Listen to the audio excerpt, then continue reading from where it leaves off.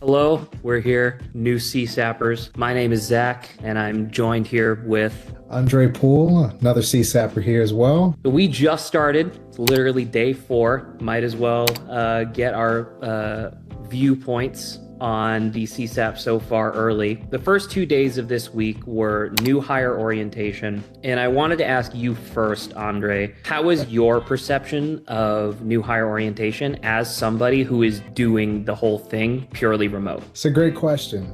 New hire orientation it's gone well so far. They've done a mix between online as well as in person. And, because I'm remote, I'm just seeing everything online with an instructor speaking and everything, but it's been very interactive, which has been nice. There's been a lot of collaboration. It's been interesting to learn a lot about Cisco's culture and everything, but the process Very strong culture. Strong culture. Very much so. But so far, it's been great. It's one of those things where they talked about how they redid the process just recently, and you can feel a little bit of the growing pains in there in order to compensate for like the new hires and the hybrid and the remote people and whatnot. There were definitely a little bit of trouble, at least from my end, of like getting a word in edgewise whenever they were like asking a question to the group. But that's just how the cookie crumbles, being remote and all that. Absolutely. So the biggest thing that we did on the second day of new hire orientation was tech setup. How did that go for you? For me, the tech setup initially was a little rough. Scanned the QR code.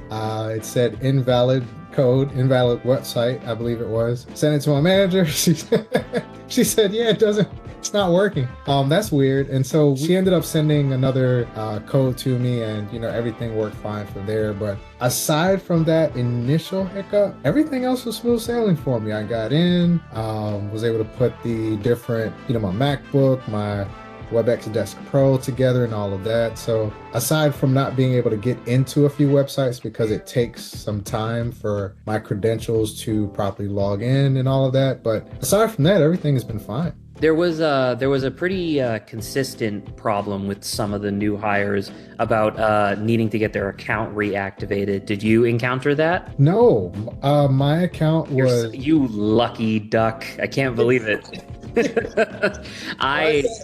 I had a lot of technical issues, and luckily I have the skill set to deal with them mostly on my own. But it was a lot of literally from minute 1 until 2 hours after we were supposed to have already clocked out. Oh, that's crazy. Everything's all set up now, and once again, once things get set up, they work like clockwork. So it's great now. But woof, there was a minute there where it was pretty tough. All right, and let's move on to really, I guess, the bulk of what we're going to be doing over the course of the next however many weeks and months and whatnot, which is Mind Tickle, the learning platform that we're using. How do you feel? How do you feel about Mind Tickle so far? Well, it doesn't tickle me, to say one. It has its pros and cons. I mean, one, the content being online is neat. It's organized pretty well. However, I do feel as though it could be a bit more intuitive with certain things where you have to click in one place for one thing, another place to say it's complete. It would be nice if when you click on something that you're supposed to complete and you say done, that it automatically makes it complete in a list for you instead of having to go to a separate place to say that you've completed it. It's, in that regard, I had a conversation with one of our fellow remote learners the other day about how, because you're referring to the dichotomy between the checklist and then the actual assignment that we're doing.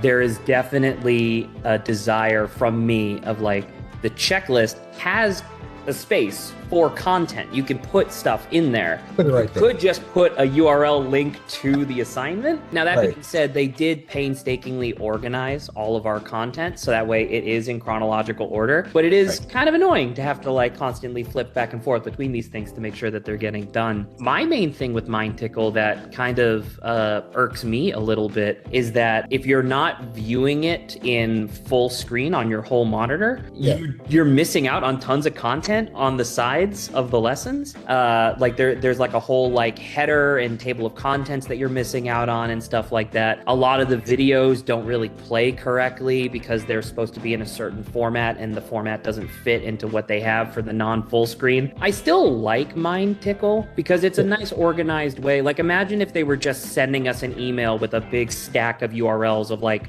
read these articles. That would be much worse. So it's better than the alternative. It just has a couple of problems, I think, and that's pretty much it. Yeah, and then also I mentioned with it, I do like how in the content, it's a mixture between text and videos to watch. And then it'll also give you a quick quiz, maybe just 2 or 3 questions of the content that you just, absorbed to make sure that you got it. So I do like that, just to make sure that you got everything. So the organization of it overall is good. How about to say, overall, happy with it. Yeah. I wish they just had a different name.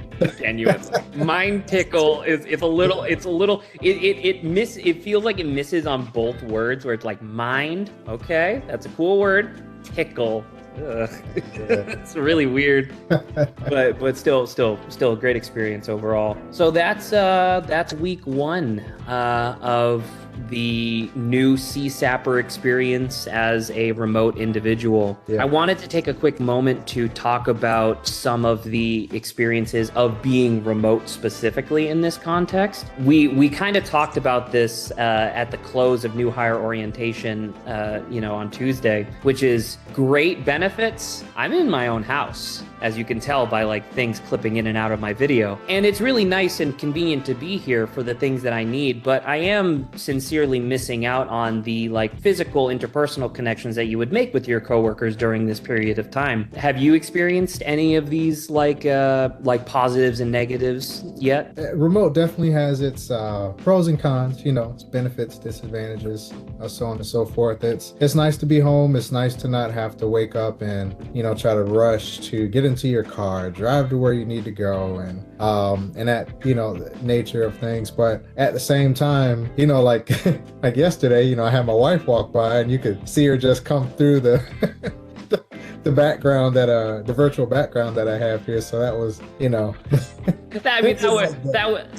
that was more like humorous, I would say, from my perspective. Like I said last time when we talked, is like, yeah. I just thought that was very charming. I like that a lot. But yeah. So we'll be back at some point just to give an update as to our experiences as remote individuals going through the CSAP program. Thank you very much, Andre, for giving me your time today. And we'll resume this conversation in a little bit. Awesome. Sounds good. Thanks, Zach.